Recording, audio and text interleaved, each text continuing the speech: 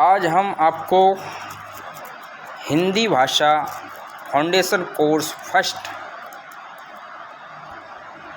जो कि BSc first year वर्ष 2022 और 23 का पेपर सॉल्व करके बता रहे हैं। इसमें पहला प्रश्न है, कवि मैथिलीशरण गुप्त का जन्म कब हुआ था? इसका आंसर बी है 3 अगस्त 1886। मैथिलीशरण गुप्त झांसी जिले के चिरगांव में जन्म हुआ।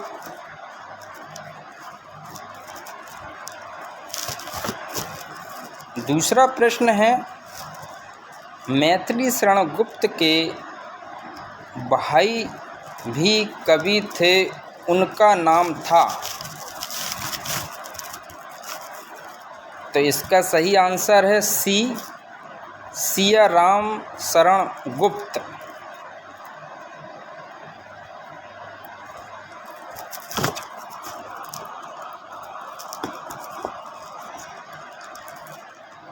तीसरा प्रश्न है, मातृभूमि कविता में रत्नाकर का अर्थ है?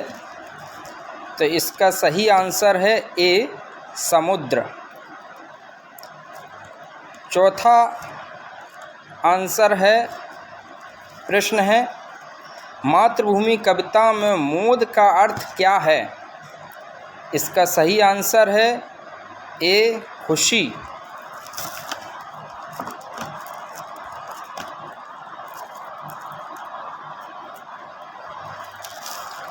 पांचवा प्रश्न है, कौन सी रचना मैथिलीशरण गुप्त की नहीं है? इसमें सही आंसर है डी, रस्म रथी, जो कि रामधारी सिंह दिनकर की है, और साकेत भारत भारती यशोधरा, ये तीनों रचनाएं मैथिलीशरण गुप्त की हैं। इसमें साकेत इनका महाकाव्य है। छठवां प्रश्न आता है, प्रेमचंद्र का जन्म स्थान है? तो इसका सही आंसर है लम्ही गांव।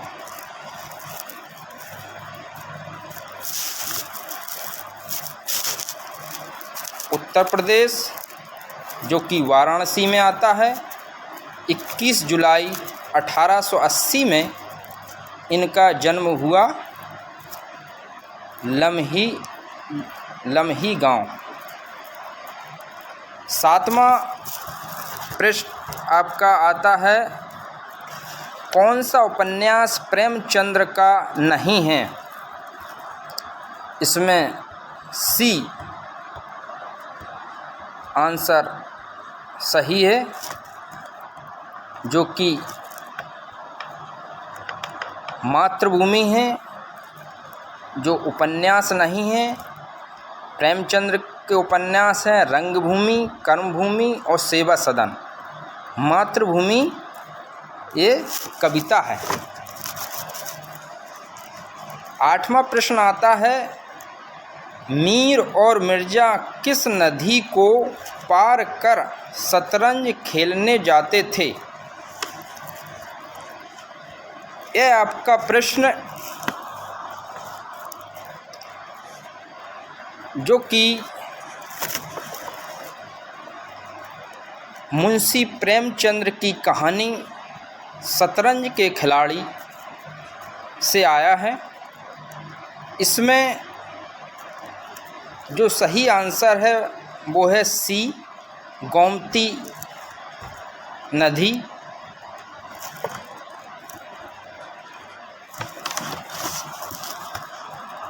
अगला प्रश्न आता है आपका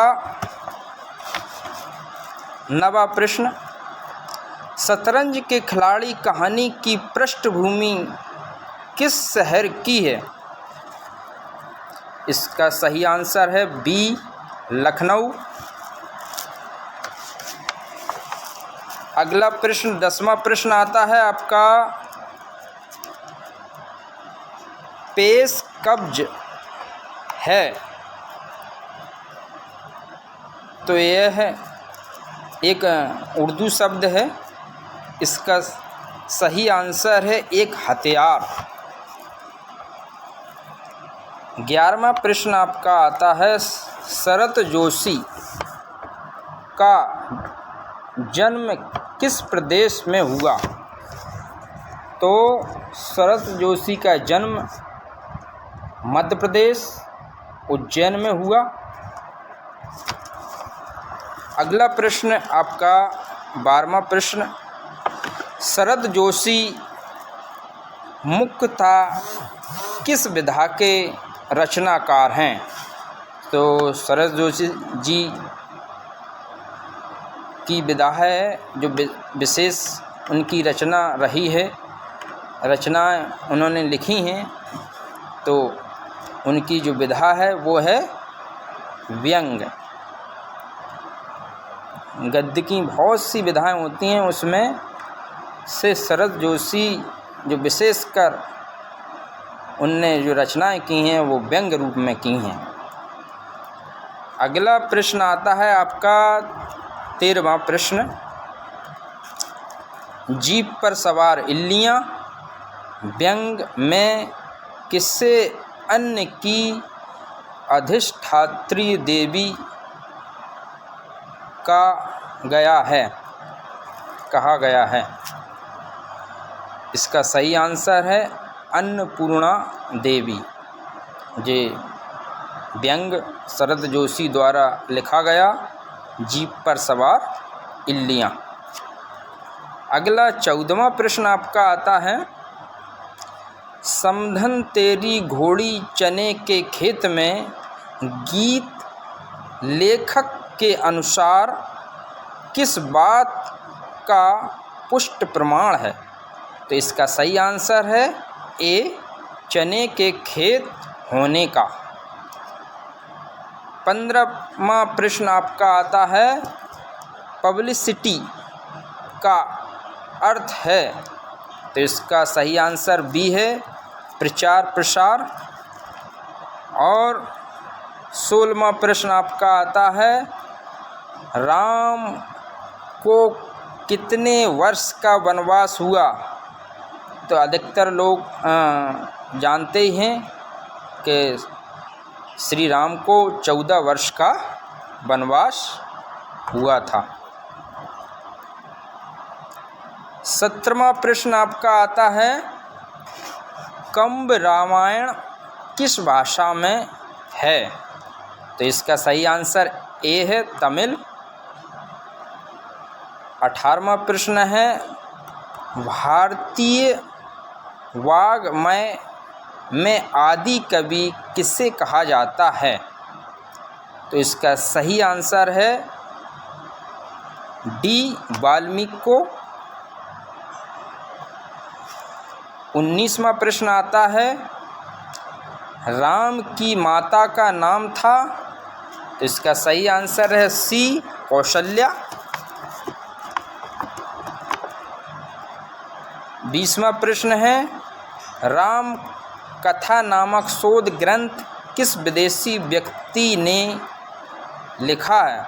इसका सही आंसर बी है, कामिल बुल्के। अगला आंसर है, प्रश्न है आपका 21वां। इसका यह प्रश्न है, कौन सी रचना आचार्य रामचंद्र शुक्ल की नहीं है? तो इसका डी सही आंसर है, हिंदी साहित्य 20वीं शताब्दी। यह रचना आचार्य रामचंद्र शुक्ल की नहीं है। और चिंतामणि कविता क्या है? हिंदी साहित्य का इतिहास यह रचना रामचंद्र शुक्ल की हैं। अगला प्रश्न है 22वां प्रश्न, आचार्य रामचंद्र शुक्ल का जन्म हुआ? तो इसका सही आंसर है 10 अक्टूबर 1884। इसमें थोड़ा डाउट है, कहीं कहीं 4 अक्टूबर आता है, तो इसको विशेष देख लें आप। अगला प्रश्न है, कर्म के अनुष्ठान में जो आनंद होता है उसका विधान 2 रूपों में दिखाई पड़ता है। तो इसका सही आंसर डी है 2। अगला प्रश्न 24वां, तुषार मंडित का अर्थ है बर्फ से ढका। इसका सही आंसर सी।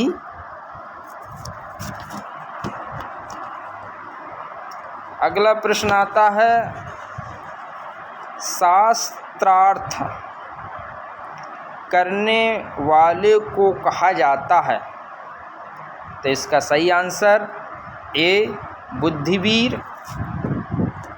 26वां प्रश्न, कौन सी रचना अपने समय की विश्व की 100 श्रेष्ठ रचनाओं में शामिल हुई? इसका सही आंसर ए कुरुक्षेत्र। 27वां प्रश्न, रामधारी सिंह दिनकर जी का जन्म कब हुआ था? तो इनका सही आंसर है 23 सितंबर 1908। 28वां प्रश्न है आपका, इसमें भारत एक है पाठ में प्राकृतिक दृष्टि से भारतवर्ष के कितने भाग कहे गए हैं?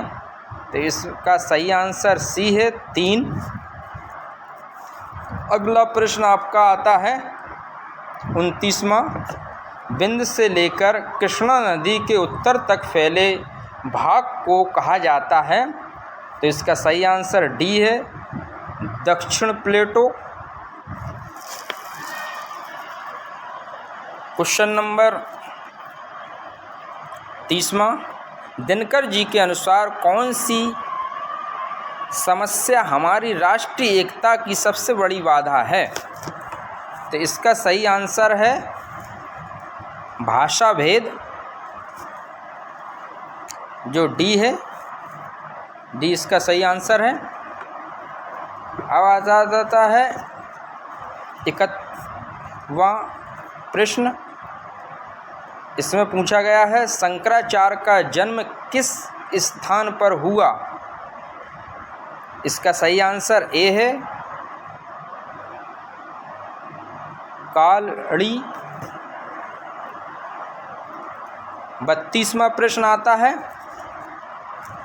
शंकराचार्य का किसके साथ शास्त्रार्थ होना प्रसिद्ध है? इसका सही आंसर है सी मंडन मिश्र। अगला प्रश्न आता है आपका 33वां प्रश्न है, ज्योतिर्मठ कहाँ स्थापित है? तो इसका सही आंसर सी है उत्तर में। 34वां प्रश्न आता है, शंकराचार्य ने कितने मठों की स्थापना की? तो शंकराचार्य ने 4 मठों की स्थापना की। इसका सही आंसर सी है। अगला प्रश्न आता है, सामवेद का अध्ययन करना किस मठ में सुनिश्चित किया गया? तो इसका सही आंसर बी है शारदा मठ। अगला प्रश्न आता है, आचार्य का पर्यायवाची नहीं है, आश्चर्य का पर्यायवाची नहीं है। तो इसका सही आंसर है डी, अन्वेषण। विस्मय, अचरज और अचंभा ये सभी शब्द आश्चर्य के पर्यायवाची कहलाते हैं। अगला प्रश्न आता है असुर का पर्यायवाची है। तो इसका बी सही आंसर है, रजनीचर। अगला प्रश्न आता है आविर्भाव का विलोम शब्द है। तो इसका सही आंसर ए है, तिरोभाव। 39वां प्रश्न आता है कृत्रिम का विलोम शब्द है। तो इसका सही आंसर बी है, प्राकृतिक। 40वां प्रश्न हिसाब किताब की जांच करना कहलाता है अंकेक्षण। इसका ए सही आंसर है। 41वां प्रश्न संधि के भेद। तो आपको मालूम है स्वर संधि, व्यंजन संधि और विसर्ग संधि। इसका सही आंसर बी है, 3 है। अगला प्रश्न है 42वां विद्यार्थी शब्द में कौन सी संधि है। तो इसका सही आंसर ए है, दीर्घ स्वर संधि। अगला प्रश्न आता है आपका 43वां उपर्युक्त शब्द का संधि विच्छेद। तो इसका ए सही आंसर है, उपरि प्लस उक्त। 44वां प्रश्न अजंत का संधि विच्छेद है। इसका सही आंसर बी है, अच प्लस अंत। 45वां प्रश्न मन्हा प्लस ताप की संधि होगी। तो इसका सही आंसर सी है, मनस्ताप।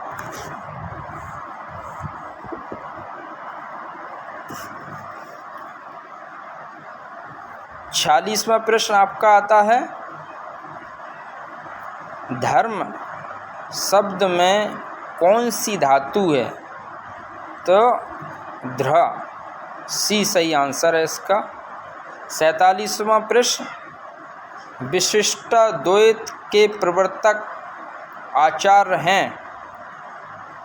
डी, रामानुजाचार्य। डी सही आंसर है इसका। 48वां प्रश्न विभाषा का समानार्थी शब्द। डी, उपभाषा। और 49वां प्रश्न अवधारणा के लिए अंग्रेजी में कौन सा शब्द प्रयोग कर सकते हैं। तो इसका सही आंसर है कंसेप्ट। और आखिरी अंतिम प्रश्न 50वां प्रश्न भारत में उदारीकरण की प्रक्रिया किस अवस्था में है।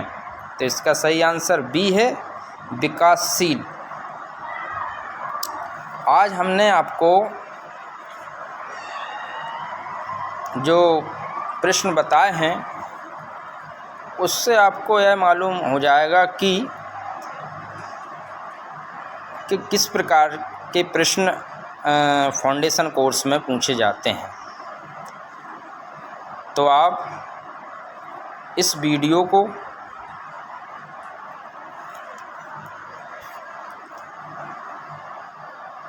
विशेष देखें और